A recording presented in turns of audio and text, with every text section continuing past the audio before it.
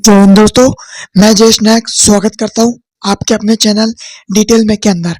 आज हम class 12th English compulsory के अंदर जो दो बुक्स चलती है, एक बुक का नाम है फ्लेमिंगो और एक बुक का नाम है विस्तास। ठीक है, तो फ्लेमिंगो जो बुक है हमारी, उसके भी दो सेक्शन है।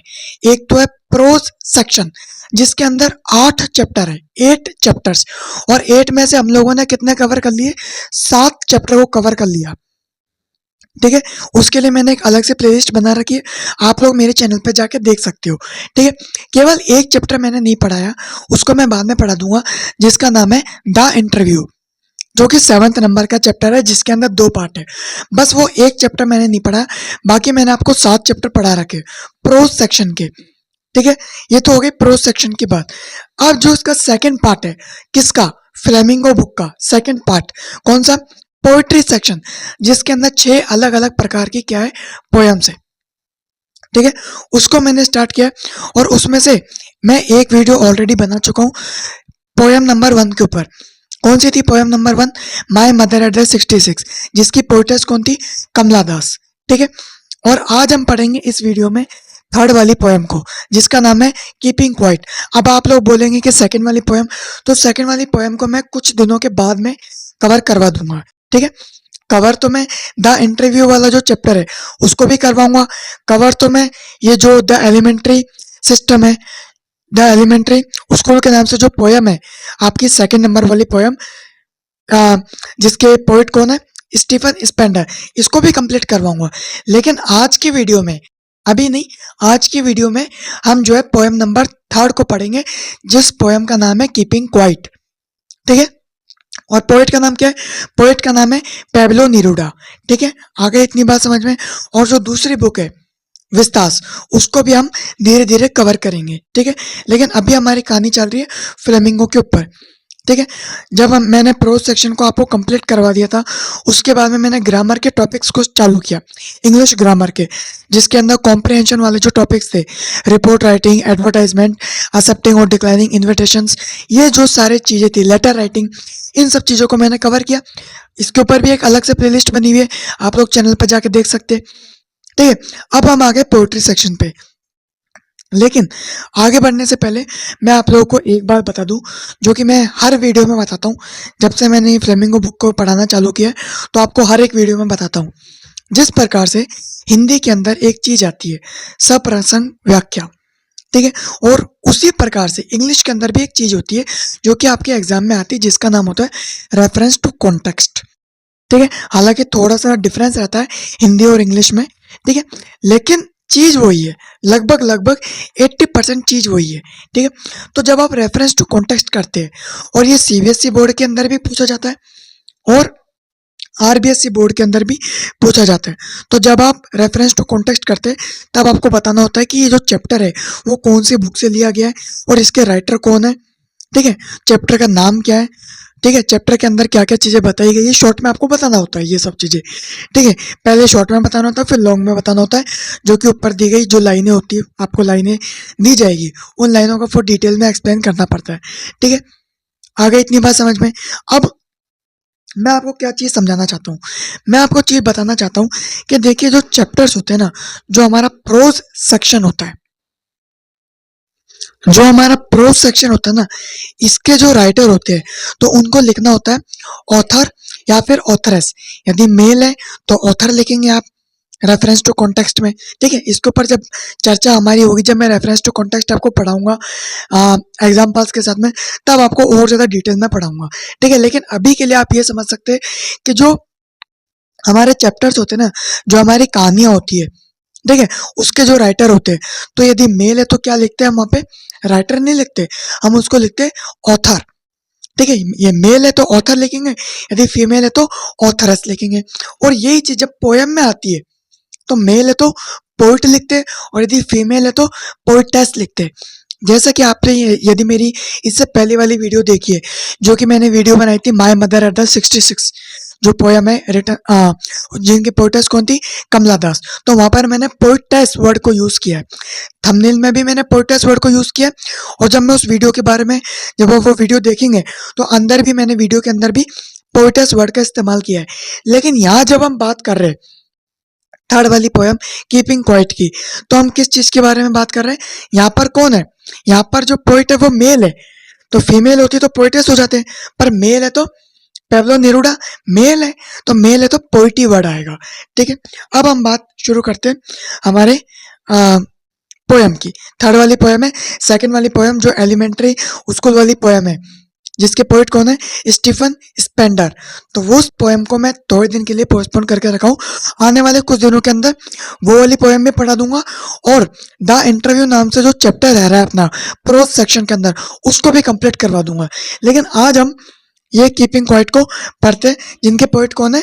Pablo Neruda. आप लोग फटाफट से चैप्टर का नाम, ठीक है, और उसके आगे जो पोइट का नाम है पेब्लो नेरुडा, वो लोग कमेंट सेक्शन में टाइप कर दीजिए, ताकि आपको लॉन्ग टर्म के लिए याद रहे।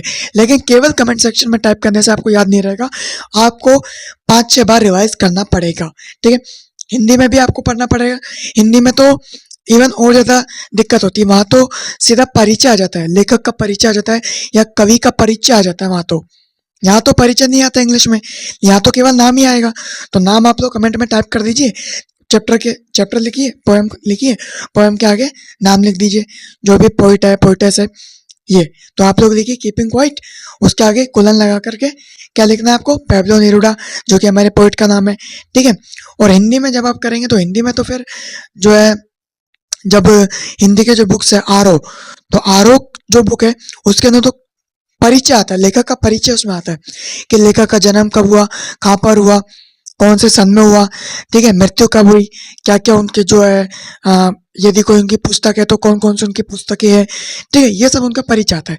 4 से 5 चीजें लिखनी होती है उसमें, लेकिन इतने सारे लेखक हैं, 15-16 चैप्टर है आरो बुक के अंदर। ठीक है, तो बहुत ज्यादा आपको लेखक के परिचय के बारे में अच्छे से वहाँ पे पढ़ना पड़ता है। या तो यदि आप 5-6 बार भी पढ़ लेते हैं तो सारे आपको राइटर के नाम, पोइटेस के नाम आपको याद हो जाते हैं। ठीक है, अब हम शुरू करते हैं पोएम को। देखिए, नाउ ये जो भी बात हो रही है, ये कौन कह रहा है? ये कह रहा है पेब्लो नेरुडा, जो कि इस चैप्टर के पोइट। ठीक है, now we will count to 12। अब हम सब जो है वो 12 तक गिनेंगे, and we will all keep still, और हम जो है वो एकदम शांत रहेंगे, ज़्यादा मूवमेंट नहीं करेंगे। स्टिल का मतलब ये होता है एकदम शांत रहना, एकदम कीप क्वाइट रहना, एकदम जिस पोजीशन में हम हैं उसी पोजीशन को मेंटेन करना। मतलब कहने का मतलब यहाँ पर ये है कि एक प्रकार से शांत रहना। ठीक है, यानी कि हमको पोइट क्या कह रहे हैं कि अब हम जो है 12 तक गिनती बोलेंगे, और उसके बाद में जो है हम सब, मतलब 12 तक हम सब गिनती बोलेंगे, और 12 सेकंड तक हम सभी लोग जो है वो एकदम शांत रहेंगे, एकदम कीप क्वाइट रहेंगे, एकदम ज्यादा मूवमेंट नहीं करेंगे। अब आप बोलेंगे कि 12 तक ही क्यों? जब क्वाइट ही रहना है तो 12 तक ही क्यों रहना है? तो 12 तक, 12 जो वर्ड है ना, जो 12 जो नंबर है, 12 नंबर सिंबलाइज करता है कंप्लीटनेस को, यूनिटी को, क्योंकि महीने भी 12 है, ठीक है, राशिफल भी 12 है। तो जो 12 जो नंबर है ना, ये यूनिटी का सिंबल है, ये कंप्लीटनेस का सिंबल है। ठीक है, for once on the face of the earth, पहली बार अर्थ के ऊपर ऐसा होगा। कैसा होगा? Let's not speak in any language, कोई भी व्यक्ति किसी भी लैंग्वेज में नहीं बोलेगा। क्यों नहीं बोलेगा? क्योंकि हम सबको शांत रहना है 12 सेकंड तक। अब यदि बोलेंगे तो उससे क्या होगा? कोई व्यक्ति इंग्लिश बोलता है, कोई हिंदी बोलता है, कोई फ्रेंच बोलता है, कोई स्पेन बोलता है, उससे क्या होगा? स्पेनिश बोलता है, सॉरी, स्पेन तो कंट्री का नाम है, स्पेनिश। तो उससे क्या होगा? जब इतने सारे लोग अलग अलग लैंग्वेज बोलते हैं तो वहाँ पर डिफरेंसेस क्रिएट हो जाते हैं। ठीक है, वहाँ पर डिस्क्रिमिनेशन हो सकता है कि भाई ये तो इंग्लिश बोलने वाला है, इसको तो इंग्लिश आती है, ये तो बहुत बड़ा व्यक्ति है, इसको इंग्लिश नहीं आती, ये मारवाड़ी बोलता है, तो ये बहुत छोटा व्यक्ति है। तो वहाँ पर जो है लैंग्वेज के चलते कुछ लोगों की मानसिकता ऐसी बन जाती है कि वो लोग लैंग्वेज से लोगों को क्या करने लग जाते हैं? जज करने लग जाते हैं। तो कोई भी व्यक्ति किसी भी भाषा में नहीं बोलेगा, मतलब बोलना ही नहीं है, एकदम शांत रहना है। ठीक है, पहली बार अर्थ पे ऐसा होने वाला है। लेट्स स्टॉप फॉर 1 सेकेंड, कुछ क्षण के लिए। यहाँ पर 1 सेकंड का मतलब ऐसा नहीं कि एक ही सेकंड, यहाँ पर 1 सेकंड का मतलब है कि कुछ क्षण के लिए, कुछ देर के लिए, and not move our arms so much. ठीक है, अब आर्म्स के दो मतलब होते हैं। एक आर्म्स का मतलब होता है आपके कंधे, ठीक है, जो आप नॉर्मली समझे हो अभी तक, और एक आर्म्स का मतलब होता है जो आपके हथियार होते हैं, गोला बारूद, वेपन्स, ठीक है, बम, ग्रेनेड, ये जो सारी जो चीजें होती है, ठीक है, इनको भी हम आर्म्स कहते हैं। आर्मामेंट आपने वर्ड सुना होगा, तो वहीं से ही ये लिया गया है आर्म्स। तो उसको कोई भी मूव नहीं करेगा, उसको कोई भी मूव नहीं करेगा मतलब कोई भी युद्ध नहीं करेगा, कोई भी वॉर नहीं करेगा। ठीक है, पहली बार अर्थ पे ऐसा होने वाला है। उसके बाद देखिए अगला paragraph, it would be exotic movement. ठीक है, ये पहली बार ऐसा होगा। एक्सोटिक वर्ड का मतलब आप सबसे पहले जान लीजिए। एक्सोटिक मतलब का होता है बहुत ज्यादा रेयर, बहुत ज्यादा अनयूजुअल, ठीक है, जो नॉर्मली नहीं होता हो, जो बहुत ना के बराबर बहुत कम होता हो, रेयर, ठीक है, उसको हम क्या कहते हैं, एक्सोटिक। तो जब सब लोग शांत हो गए, ठीक है, कोई भी वॉर नहीं हो रहा, क्योंकि आए दिन हमको वॉर की खबर सुनाई देती है, कभी इन कंट्री का वॉर हुआ, कभी इस कंट्री का वॉर हुआ। तो जब सब लोग शांत हो गए, ठीक है, जब सब लोग कोई भी वॉर नहीं कर रहा, ठीक है, कोई भी किसी भी लैंग्वेज में बोल नहीं रहा, तो ये एक एक्सोटिक मूवमेंट होगा। क्योंकि ऐसा नॉर्मली तो होता नहीं है कि भाई वॉर नहीं हो रहा या कोई, सभी लोग शांत है तो सब लोग तो बोल रहे हैं, लेकिन जब शांत हो जाएंगे, जब वॉर नहीं होंगे, तो फिर ये एक बहुत ज्यादा रेयर मूवमेंट होगा। विदाउट रश, रश का मतलब होता है बहुत ज्यादा भीड़ भड़ाका, यानी कि जब यहाँ पर रह के, रश का मतलब ये कि हर एक व्यक्ति सुबह उठता है, भागता है, रात को आके सो जाता है। रात को जब सोता है तो फिर से अगले दिन भागने की टेंशन उसको लगी रहती है। मेटेरियलिस्टिक वर्ल्ड में वो बहुत ज्यादा खो गया है, बहुत ज्यादा उसमें जकड़ गया है, और भागता भागता कहीं ना कहीं वो अपनी जो जीवन है, जो उसका जिस चीज के लिए वो बना है, बस वो चीज नहीं कर रहा, बाकी उसके अलावा वो सारी चीजें कर रहा है। वो उन चीजों के पीछे भाग रहा है जो कि टेम्पररी है, जो कि परमानेंट है भी नहीं। तो उस चीज को बोला गया है रश। तो विदाउट रश हमें ऐसा नहीं करना, हमें शांत रहना है, शांत रह के सोचना है कि इंसानी जीवन किस चीज के लिए मिला है। ठीक है, विदाउट इंजन्स, ये जो बहुत ज़्यादा पॉल्यूशन हो रहा है, बहुत सारी जो इंडस्ट्रीज चल रही है, जो बहुत सारी जो फैक्ट्रीज चल रही है, इन सब फैक्ट्रीज को कुछ क्षण के लिए बंद कर दो, क्योंकि ये बहुत ज़्यादा क्या कर रही है, पॉल्यूशन कर रही है। We would all be together, हम सभी को साथ में आना चाहिए, चाहे वो अलग अलग कास्ट के लोग हो, चाहे वो अलग अलग रिलीजन के लोग हो, चाहे वो अलग अलग देश के लोग हो, हम सभी को साथ में आना चाहिए। इन अ सडन स्ट्रेंजनेस, और ये जो शांति बनी है, ये जो एक स्ट्रेंजर के स्ट्रेंज की तरह तो है ये शांति, ठीक है, ये जो शांति बनी हुई है 12 सेकंड के लिए, इसमें हम सभी भाइयों को, सभी बहनों को क्या है, साथ में आना चाहिए। ठीक है, और सोचना चाहिए कि आप जो चीज कर रहे हैं उसका मकसद क्या निकलेगा। देखिए ये जो पोयम है, ये ऐसी पोयम नहीं है कि मैंने पढ़ा दिया, आपने पढ़ लिया और आपने याद कर लिया और एग्जाम में आप जो है लिख कर आ गए। हर एक चीज क्वेश्चन आंसर हो गए, कुछ भी हो गया, रेफरेंस टू कॉन्टेक्स्ट हो गया, आप लिख कर आ गए। वो चीज नहीं है ये चीज है लाइफ को जीने की पोयम। ये चीज है लाइफ आपको कैसे जीनी चाहिए। आपको इंसानी जीवन मिला है भैया, लेकिन आप जो लाइफ जी रहे वो बहुत ज्यादा टेंशन वाली लाइफ जी रहे। टेंशन मत लीजिए, चिंता मत कीजिए, चिंतन करिए, और चिंतन करने के ऊपर ही ये पोयम है। ठीक है, कि आप जो सुबह से लेकर भाग रहे हो, मेहनत करो। पोयम में ऐसा कहीं पर भी नहीं बताया गया कि आपको मेहनत नहीं करनी, मेहनत करनी है, लेकिन सही डायरेक्शन में मेहनत करो। और जिस चीज के लिए आपको जीवन मिला गया है, जिस चीज के लिए आपको भगवत प्राप्ति के लिए जीवन मिला है, अच्छे कर्म करने के लिए जीवन मिला है, और आप क्या कर रहे हैं, अब कोई पोल्यूशन कर रहा है, कोई पोल्यूशन कर रहा है, कोई जो है वॉर लड़ रहा है।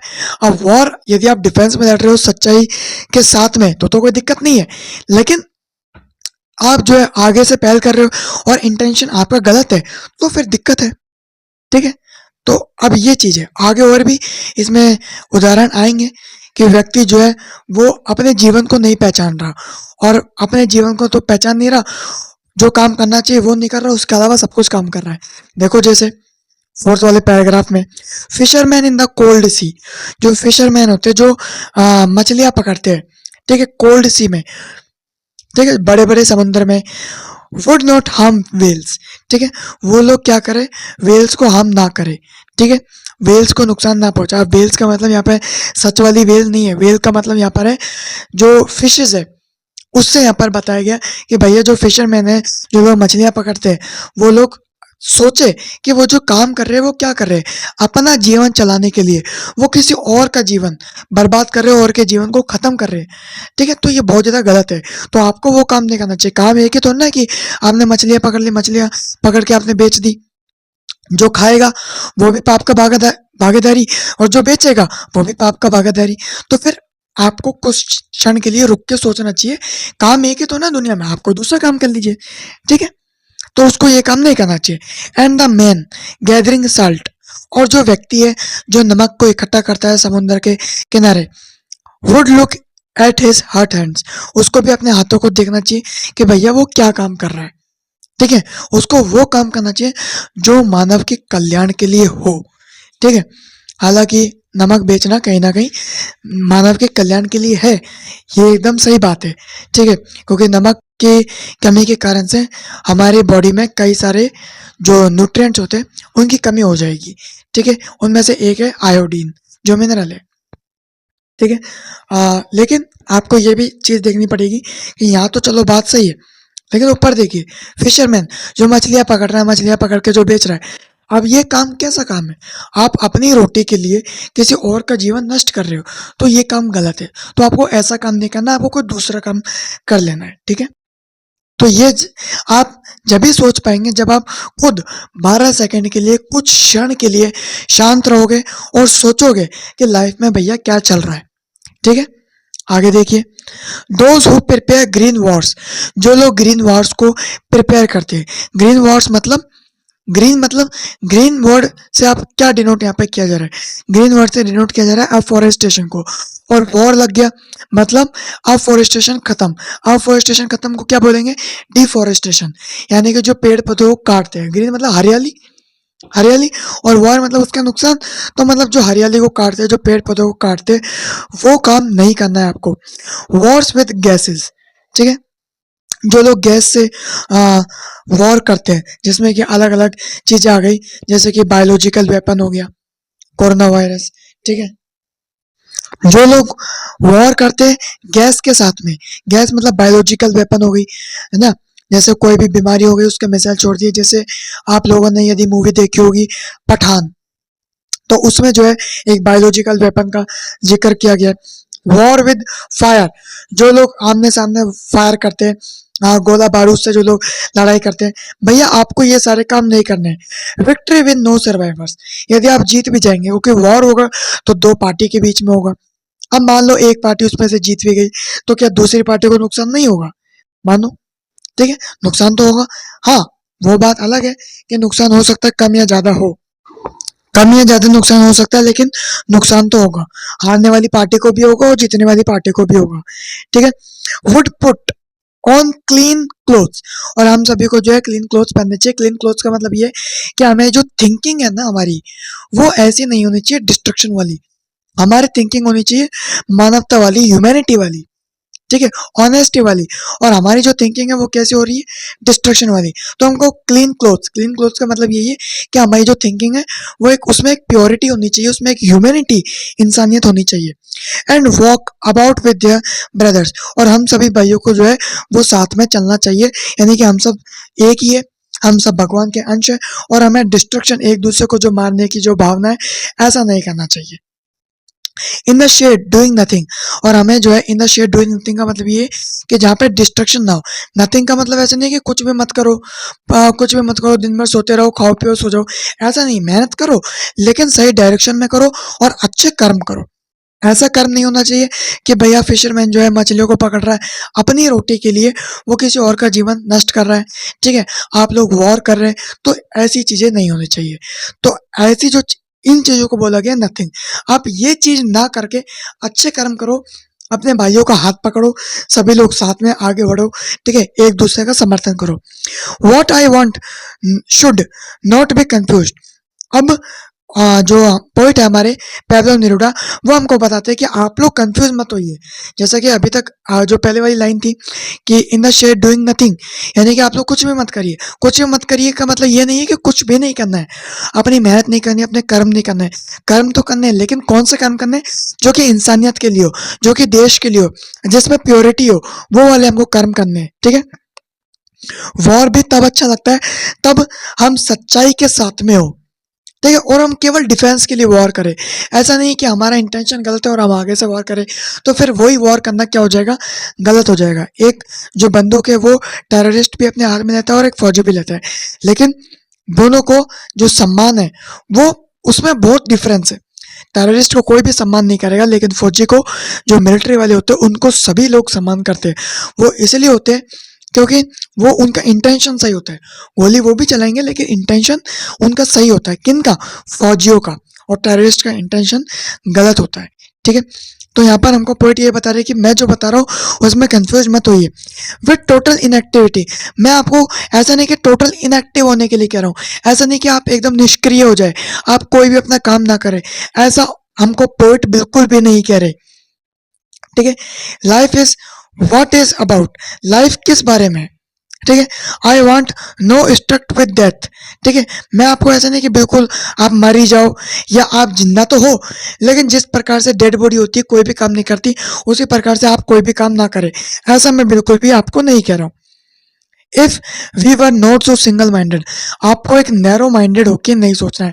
छोटी सोच, यानी कि हमको पोइट ने कह दिया कि भैया कोई भी काम मत करो, एकदम साइलेंस रहो, तो आप साइलेंस में हो, ऐसा आपको नहीं करना। आपको कर्म करने हैं, लेकिन कौन से कर्म? जो अच्छे कर्म है आपको वो करने हैं। About keeping our life moving, आपको लाइफ को मूव करना है, लेकिन एक अच्छे डायरेक्शन में, एक अच्छी सोच के साथ में। And for once could do nothing. ठीक है। आपको वो काम नहीं करने जो कि मानवता के लिए नहीं है। जैसे कि फिशरमैन मछलियां पकड़ रहा है, तो आपको ऐसे काम नहीं करने। ठीक है। आप बायोलॉजिकल वॉर कर रहे हो, केमिकल वॉर कर रहे हो, गोला बारूद से आप वॉर कर रहे हो और इंटेंशन में आपका गलत है, तो आपको वो चीजें नहीं करनी। तो आपको जो है ऐसे काम बिल्कुल भी आपको नहीं करने। ठीक है। क्योंकि यदि आप ऐसे काम करेंगे, कहीं ना कहीं हो सकता है आप जीत जाए, लेकिन उस जीत को सेलिब्रेट करने के लिए आपके अपने लोग होने चाहिए, जो कि नहीं रहेंगे। जीतने वाली पार्टी के भी तो लोग जो है वो मारे जाते हैं। ठीक है। तो यहाँ पर ये चीज आपको समझाई गई है। परहैप्स अ ह्यूज साइलेंस, अब जब हम 12 सेकंड के लिए या कुछ क्षण के लिए जब इतना साइलेंस में रखेंगे, कोई भी व्यक्ति किसी भी लैंग्वेज में नहीं बोलेगा, ठीक है, इंजन्स नहीं चलेंगे, डिफॉरेस्टेशन नहीं होगा, ठीक है, इसी के साथ में कोई भी वॉर नहीं होगा, ठीक है, एकदम शांत रहेंगे हम सब और अच्छे कर्म करेंगे, हमारे भाइयों का, हमारे दूसरे लोगों का हाथ पकड़ेंगे और मानवता के लिए एक कदम उठाएंगे, तो एक बहुत ही बड़ा साइलेंस होगा और बहुत ही अच्छी चीज होगी। माइट इंटरप्ट दिस सैडनेस, और आजकल जो डिप्रेशन चल रहा है, जो एंजाइटी चल रही है, जब आप मेरे बताए हुए इन पॉइंट्स को मानोगे, कौन सा पॉइंट? कि अच्छे कर्म करने हैं। ठीक है। ये नहीं कि भैया मछलियां पकड़ रहे हो, केमिकल वॉर की तैयारी कर रहे हो, गोला बारूद की तैयारी कर रहे हो, ठीक है, डिफॉरेस्टेशन कर रहे हो। जब आप इन सब चीजों को नहीं करेंगे, अपने भाइयों का हाथ पकड़ेंगे और मानवता की तरफ एक कदम उठाएंगे, तब आपको जो डिप्रेशन होता है, सैडनेस का मतलब यही है, माइट इंटरप्रेट विद सैडनेस का मतलब यही है कि उस समय जो हमारे जीवन में जो आजकल एंजाइटी चल रही है, जो डिप्रेशन चल रहा है, टेंशन चल रही है, आप उस सैडनेस को, उस डिप्रेशन को काट पाओगे, उस सैडनेस को काउंटर कर पाओगे, उस डिप्रेशन को काउंटर कर पाओगे, उसको खत्म कर पाओगे, of never understanding ourselves. और हमेशा इस सैडनेस के चलते, डिप्रेशन के चलते आप खुद को नहीं समझ पाते कि इंसानी जीवन आपको किस चीज के लिए मिला है, and of threatening ourselves with death. और हम क्या करते हैं, एक समय के बाद में जब डिप्रेशन बहुत ज्यादा हो जाता है, तो उसके बाद में खुद सुसाइड कर लेते हैं, सुसाइडल अटेम्प्ट कर लेते हैं, आत्महत्या हम लोग कर लेते हैं अलग अलग तरीकों से। तो हमें ये चीज नहीं करनी। और ये जो डिप्रेशन होता है, एंजाइटी होती है, टेंशन होती है, इन्हीं सब चीजों की वजह से आप खुद को नुकसान पहुंचाओगे। और ये सब चीजें कब खत्म होगी? जब आप अच्छे कर्म करोगे, डिफोरेस्टेशन नहीं करोगे, केमिकल वॉर नहीं करोगे, बायोलॉजिकल वॉर नहीं करोगे, मछलियां नहीं पकड़ोगे, अच्छे कर्म करोगे, सभी लोग साथ में होगे, मानवता की तरफ जब कदम उठाओगे, तो इस डिप्रेशन को खत्म कर पाओगे। और जब डिप्रेशन खत्म होगा, तब आपके जो सुसाइडल अटेम्प्ट वाली जो थिंकिंग है, ये भी ऑटोमेटिकली खत्म हो जाएगी। ठीक है। Perhaps the earth can teach us, और इवन हमारी जो अर्थ है वो भी हमको इस बारे में सिखाती है। किस बारे में? कि भैया आपको जो है डिस्ट्रक्शन नहीं करना है, आपको जो है सब साथ में रहना चाहिए, आपको मानवता के तरफ, इंसानियत की तरफ, ह्यूमैनिटी की तरफ, प्योरिटी की तरफ एक कदम उठाना चाहिए। तो हमारी अर्थ भी हमको ये सब चीजें सिखाती है। कैसे सिखाती है? As when everything seems dead, हमको ऐसा अर्थ पे ऐसा एक टाइम आता है जब ऐसा लगता है कि सब कुछ डेड है, कोई भी जिंदा नहीं है, लाइफ है ही नहीं। कब लगता है हमको ऐसा? हमें लगता है ऑटम के महीने में, जब क्या होता है, पतझड़ होता है, ठीक है। अब ग्रीनरी नहीं रहेगी, एनवायरनमेंट नहीं रहेगा, तो पशु पक्षी नहीं रहेंगे, पशु पक्षी नहीं रहेंगे, जानवर नहीं रहेंगे, जानवर नहीं रहेंगे तो इंसान भी नहीं रहेंगे। यदि जानवर, इंसान या जो हमारा एनवायरनमेंट है, जो ग्रीनरी है, पेड़ पौधे, इन तीनों में से कोई एक भी खत्म हो गया या कम हो गया हद से ज्यादा, तो तीनों खत्म हो जाएंगे, ठीक है। ये बहुत ही बड़ी बात मैं आपको बता रहा हूं आज। एक खत्म, जानवर खत्म हो गए, प्लांट्स खत्म, इंसान खत्म, प्लांट्स खत्म हो गए, जानवर खत्म, इंसान खत्म, इंसान खत्म हो गए तो प्लांट्स खत्म, जानवर भी खत्म हो जाएंगे, ठीक है। ये बहुत, मैं आपको बड़ी एक बात बता रहा हूँ, तीनों चीजें इंपॉर्टेंट है, ठीक है। तो एक टाइम ऐसा आता है अर्थ पे, जैसे कि ऑटम हो गया या विंटर हो गया। अब विंटर, जैसे कि अभी जब मैं वीडियो बना रहा हूँ, ये आज रिपब्लिक डे है, ठीक है, 26 जनवरी है आज, 26 जनवरी 2026 को आज मैं जब वीडियो बना रहा हूँ, तो आप सभी को हैप्पी रिपब्लिक डे, ठीक है। आज हमारा भारत का जो संविधान है वो इम्प्लीमेंट हुआ था, ठीक है। हमारा जो भारत का संविधान था वो तैयार तो कब हो गया था, अडोप्ट तो हमारा 26 नवंबर को ही हो गया था, ठीक है।